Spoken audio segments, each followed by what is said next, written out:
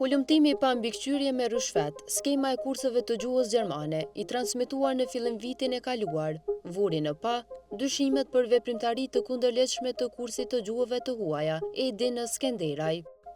Për të kaluar testimin dhe certifikimin e gjuhës gjermane, disa persona zgjatnin këtë kurs, i cili ishte me rrugë më të shkurta dhe të lehta. Disa nga kandidatët që kishin zgjedhur si adresë centrën për gjuhë gjermane Edin Skenderaj, në mënyrë që të kalonin nivelin e parë të gjuhës gjermane, me ndihma të formave të ndryshme, paguanin deri në 1.500 euro. Betimi për drejtësi kishte marrë rrëfime të kandidatëve që tregonin mënyrën e testimit. Një grua tregonte se ndonë se ka paguar shumën prej 1.500 euro, nuk ka marrë ndihmën që i ishte premtuar në fillim. Në anën tjetër, shatra i tregonte se si ai ka një lloj të baterive me dridhje që në disa raste përdorej për të ju ndihmuar me përgjigje kandidatëve që ju nënshtroheshin testimit në Beograd. Por në realizimin e këtij hulumtimi, ekipi i betimit për drejtësi u pengua dhe kërcënua nga shatraj.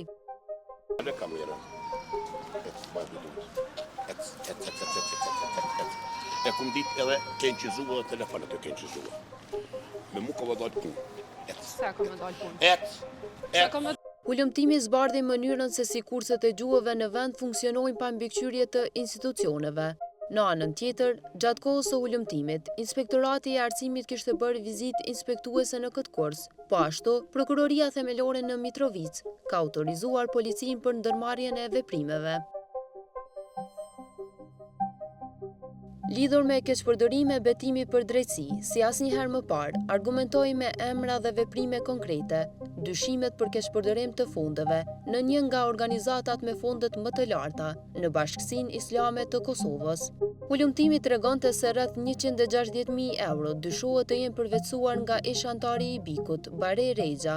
Hulumtimi i transmetuar bëri që Këshilli i BIK në Prishtinë të thërras konferencë për media, duke pranuar se mjetet ishin keqpërdorur. Mirë po, ky hulumtim ngriti dyshime për keqpërdorime jo vetëm nga ish arkëtari Rexha. Rexha në intervistën e realizuar kishte pretenduar se mjetet e Bashkësisë Islame të Kosovës ishin tërhequr nga arka për miftiun e Kosovës, Naim Tërnava, për nevojat e tij personale, duke sqaruar edhe mënyrën e mbulimit të tyre me letra brenda BIK-ut.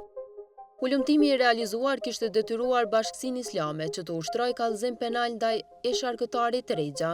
Në anën tjetër, Rexha ishte përgjigjur me kallëzim penal ndaj miftiut Tërnava dhe kryetarit të Këshillit të BIK në Prishtinë, Hetem Sopjani.